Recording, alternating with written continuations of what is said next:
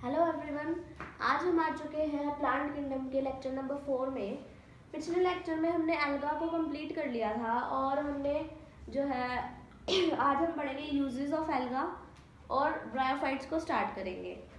तो एल्गा को आप अच्छे से रिवाइज करते रहो क्योंकि काफ़ी इम्पोर्टेंट है ये। तीनों टाइप्स को उनकी अलग अलग स्टडी करो और हर चीज़ में से क्वेश्चन बन जाता है क्योंकि काफ़ी सारे उसमें एग्जाम्पल है। और कभी भी एग्जाम्पल याद करो तो कल वाली बात याद रखना कि ट्रिक्स के साथ करना। अगर आपने ट्रिक्स के साथ करने की सोची है तो हर बार रिवाइज भी उन्हीं के साथ करना, जिससे कि आपकी हेल्प होगी। ये है यूजेस ऑफ एल्गे। अब आता है यूजेस ऑफ एल्गा। एल्गा के क्या क्या यूजेस हैं। At least half of CO2 fixed by alga. हमारे जो एटमॉस्फेयर में जितना भी कार्बन डाइऑक्साइड है उनमें से 50% ऑलमोस्ट जो है वो एल्गे के द्वारा फिक्स किया जाता है। एल्गा क्योंकि फोटोसिंथेसिस कर सकता है तो फिर वो फिक्स करता है ऑलमोस्ट हाफ, यानी कि कितना ज़्यादा इंपॉर्टेंट रोल ये प्ले कर रहा है। फर्स्ट मतलब primary producer of energy rich compound. ये प्राइमरी प्रोड्यूसर है एनर्जी रिच कंपाउंड्स का। जैसे कि हमने बताया था स्पेस फूड जो होता है क्लोरेला प्रोटीन रिच होता है, तो उन्हीं के लिए ये प्राइमरी प्रोड्यूसर होता है।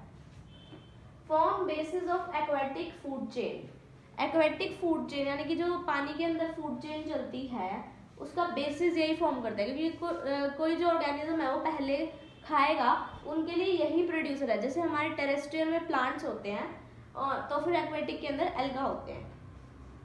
Third is use as food. Food की तरह ही यूज किया जाता है, जैसे कि क्लोरेला स्पेस एल्गा था, लैमिनेरिया सरगाजम ये दोनों ब्राउन एल्गाज हैं, और जो एक और भी होता है पोरफायरा ये रेड एल्गा है।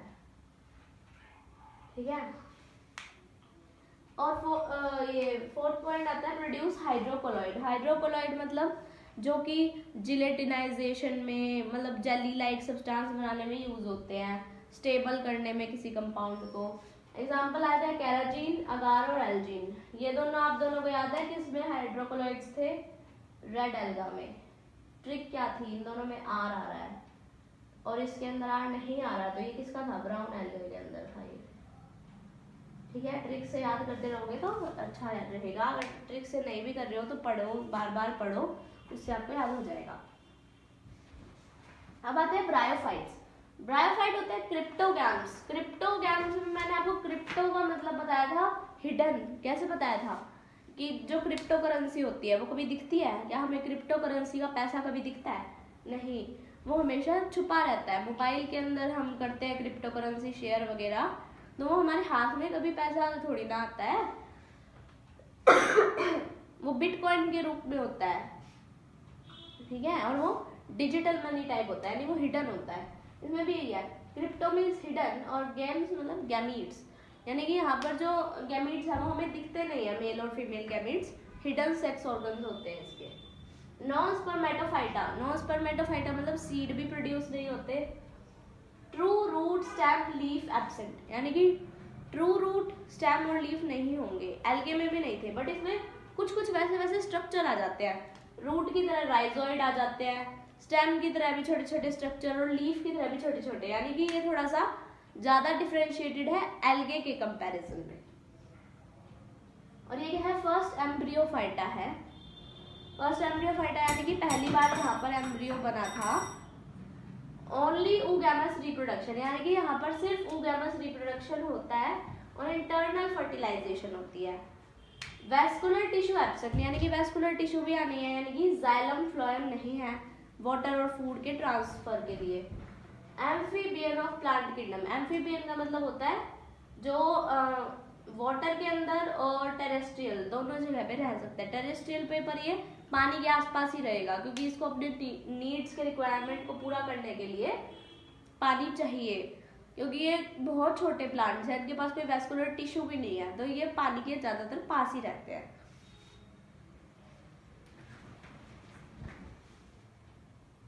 सो अब हम पढ़ते हैं about the habitat of bryophytes. ये रहते हैं डैम्प मॉइस्ट शेडी एरियाज में।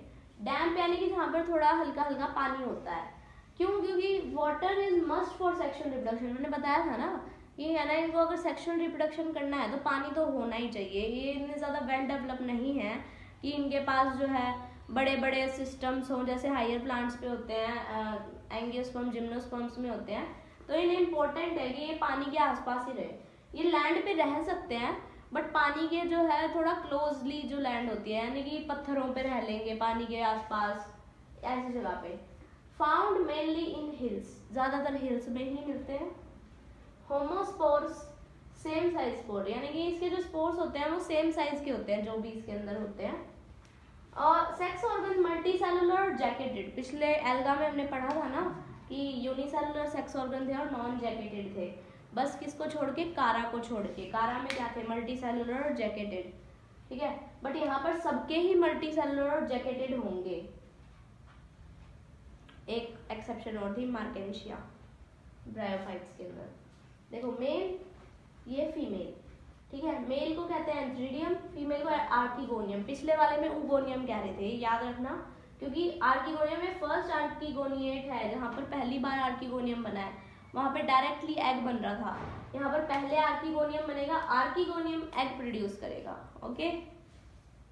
ऑल बाइसेक्सुअल एक्सेप्ट मार्केंशिया, देखो यहाँ पर आ गया वही पॉइंट जो मैंने अभी बताया था कि सारे के सारे बाइसेक्सुअल है सिर्फ मार्केंशिया को छोड़ के, ठीक है। और ये तो पता ही होंगे, यूनिसेक्सुअल मीन्स जो है एक पर्सन के अंदर एक सेक्स होगा, जैसे कि अलग अलग प्लांट होंगे फीमेल और मेल के।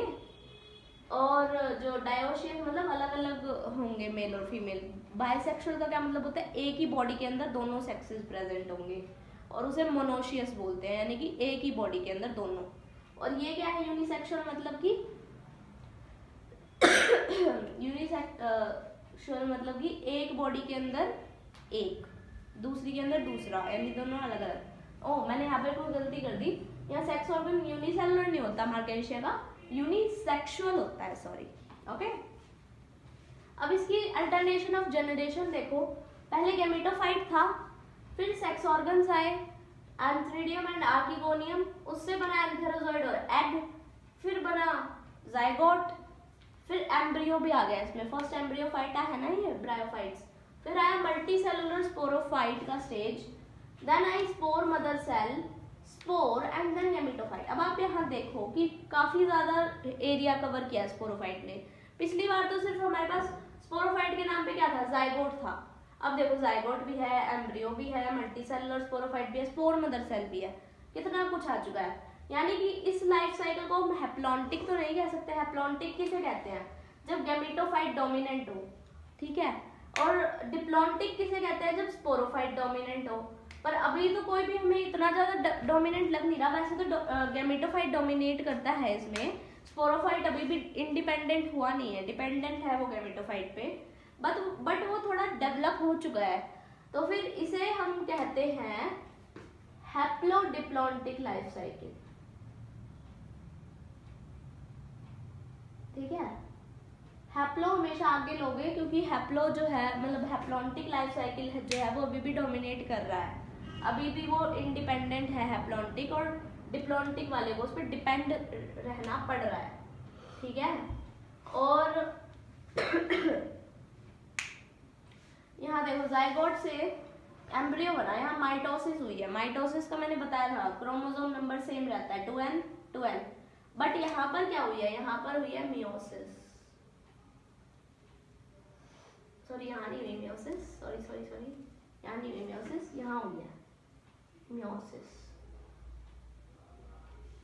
मियोसिस देखो यहाँ 2n से क्या बन गया, n नंबर बन गया, रिडक्शनल डिवीजन होता है, क्रोमोसोम नंबर जो है वो हाफ हो जाता है, ठीक है।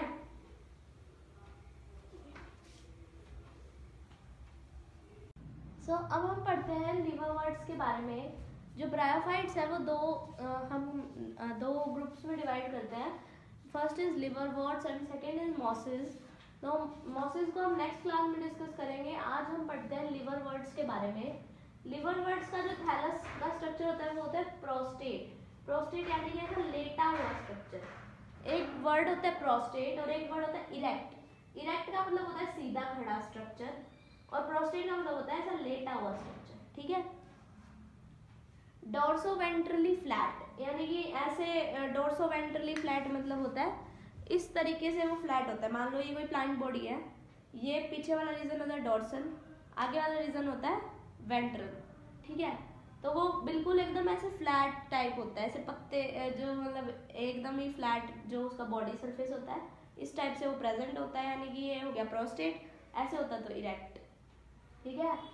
और फिर वो जो है सबस्ट्रेटम से अटैच होता है। सबस्ट्रेटम यानी कि कोई पत्थर या कोई जो है किसी सपोर्ट के थ्रू वो अटैच होता है विद राइजोइड यूनिसेलुलर, यानी कि राइजोइड जो है वो रूट लाइक स्ट्रक्चर को बोलते हैं, छोटे छोटे रूट लाइक स्ट्रक्चर जो कि यूनिसेलुलर होते हैं। Second is some leafy member have tiny leaf like structure, यानी कि इधर अभी कोई लीफ बनी नहीं है लेकिन कुछ कुछ मेंबर होते हैं इसके जिनके पास छोटे छोटे लीफ लाइक स्ट्रक्चर होते हैं। जैसे कि एग्जांपल है पोरेला। पोरेला जो है इसका एक लीफी मेंबर है, काफी बार क्वेश्चन पूछ लेते हैं तो एग्जांपल्स जो है वो काफी इंपॉर्टेंट है। Sex organ present on same और डिफरेंट थैलस, यानी कि ये बाइसेक्सुअल भी हो सकता है और यूनिसेक्सुअल भी हो सकता है, यानी कि जो दोनों सेक्स ऑर्गन है वो सेम थैलस पे भी प्रेजेंट हो सकते हैं और अलग अलग थैलस पे भी हो सकते हैं। तो जिसपे सेम पे होते हैं उन्हें बोलते हैं बाइसेक्सुअल या फिर मोनोशियस, सेम बॉडी पे, और जो डिफरेंट थैलस पे होते हैं उन्हें बोलते हैं यूनिसेक्सुअल या फिर डायोशियस। फोर्थ इज इसका जो स्पोरोफाइट होता है, स्पोरोफाइट और गैमेटोफाइट में स्पोरोफाइट जो होता है वो 2n वाली बॉडी को बोलते हैं, डिप्लॉन्टिक बॉडी को। सिंपल होता है और डिफरेंशिएटेड होता है फुट, सीटा और कैप्सूल में। फुट, सीटा, कैप्सूल इस टाइप का दिखता है, कैप्सूल ऐसा होता है, फिर लंबा एक सीटा होता है और इसका एक फुट होता है, इस टाइप से इसका जो स्ट्रक्चर होता है स्पोरोफाइट का। नॉन ग्रीन, यानी कि जो स्पोरोफाइट है वो डिपेंडेंट है, गैमेटोफाइट के ऊपर डिपेंडेंट है, अभी वो खुद कुछ नहीं कर सकता, उसे फूड लेने के लिए, वाटर लेने के लिए, अपने मेटाबॉलिज्म के लिए गैमेटोफाइट पे डिपेंड रहना पड़ेगा। तो वो नॉन ग्रीन है, डिपेंड ऑन गैमेटोफाइट है। स्पोर फ्रॉम इनसाइड कैप्सूल, यानी कि जो स्पोर्स बनते हैं ना वो कैप्सूल के अंदर बनते हैं, कैप्सूल के अंदर वो स्टोर हो जाते हैं टेम्पररी मियोसिस के बाद। अभी हमने अल्टरनेशन ऑफ जनरेशन पढ़ा था, उसमें मियोसिस के बाद स्पोर बन रहे थे, तो वो जो स्पोर है वो कैप्सूल के अंदर स्टोर होते हैं। Spore dispersal mechanism is simple, यानी कि जो स्पोर जो डिस्पर्सल मैकेनिज्म होता है वो काफी सिंपल होता है। सिंपल मैकेनिज्म में क्या आता है, विंड, वाटर, ये सब। और अगर मान लो कॉम्प्लेक्स मैकेनिज्म होता है तो कॉम्प्लेक्स मैकेनिज्म में आते हैं एनिमल्स, जब उन्हें लेके जाते हैं एनिमल्स उस पर फीड करते हैं और वो स्पोर्स को डिस्पर्स करते हैं, वो कॉम्प्लेक्स में आता है, बट यहाँ पर सिंपल ही है। और डायरेक्ट जर्मिनेशन होती है। डायरेक्ट जर्मिनेशन मतलब कि जो अगर स्पोर है वो कहीं पे भी किसी सबस्ट्रेटम पे लगा तो वो डायरेक्ट प्लांट बॉडी बन जाती है, कोई प्रोटोनिमा की स्टेज नहीं आती। प्रोटोनिमा मोसिस के अंदर आती है, यानी कि पहले एक बॉडी बनती है इस टाइप की, और इसके अंदर लिवर्वर्ट्स के अंदर कोई प्रोटोनिमा का स्टेज नहीं आता है। इसके एग्जांपल है हमारे पास मार्केंशिया, रिसिया एंड पोरेला। इसको हम एक ट्रिक से भी याद कर सकते हैं जो कि है MRP, इससे हम याद कर सकते हैं Marchantia, Risia and पोरेला। Asexual reproduction इसमें होता है फ्रेगमेंटेशन एंड बडिंग के थ्रू। फ्रेगमेंटेशन होता है कोई पार्ट टूट जाता है और फिर वो नई प्लांट बॉडी बना लेता है, और बडिंग होता है जब कोई एक प्लांट बॉडी है उसमें से एक बड टाइप की चीज राइज होनी शुरू करती है, उगनी शुरू करती है, और वो प्लांट बॉडी से अलग हो जाती है बाद में, यानी कि पूरी डेवलप होने के बाद। फ्रेगमेंटेशन में पहले कोई पार्ट कट जाता है और फिर वो होल बॉडी बना लेता है। गैमेटोफाइट मल्टीसेलुलर होता है, हैप्लॉइड होता है, ग्रीन, फोटोसिंथेटिक और इंडिपेंडेंट होता है जो गैमेटोफाइट है, और detaches from the plant body to form new body, यानी कि नई बॉडी बनाने के लिए वो अपनी पुरानी प्लांट बॉडी से डिटैच कर सकता है। तो थैंक यू सो मच, आज के लिए इतना ही। कल हम पढ़ेंगे अबाउट द मॉसिस और हम स्टार्ट करेंगे अपना टेरिडोफाइट किंगडम। ये काफी इंपॉर्टेंट लेक्चर था, एग्जाम्पल्स थे इसके अंदर भी काफी सारे, काफी इंफॉर्मेटिव चैप्टर है, तो अच्छा रहेगा आप इसे साथ के साथ एक रिवीजन लेते रहो। डेली जो क्लास में पढ़ते हो वो अपने नोट से भी पढ़ा करो, और अगर आप कहोगे तो मैं अपने पर्सनल नोट्स भी शेयर कर सकती हूँ आपके साथ, आप कमेंट सेक्शन में कमेंट कर सकते हो नोट्स के लिए। थैंक यू सो मच, ऐसे ही लेक्चर में बने रहो, पढ़ते रहो।